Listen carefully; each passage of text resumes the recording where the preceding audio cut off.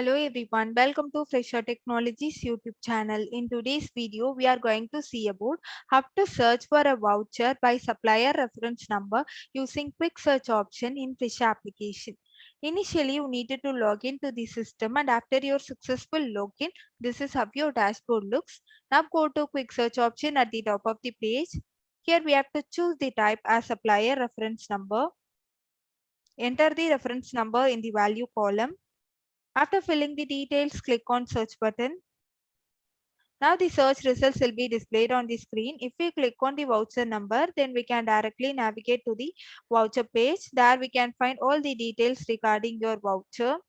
Hope now you got an idea on how to search for a voucher by supplier reference number using quick search option in Fresa application.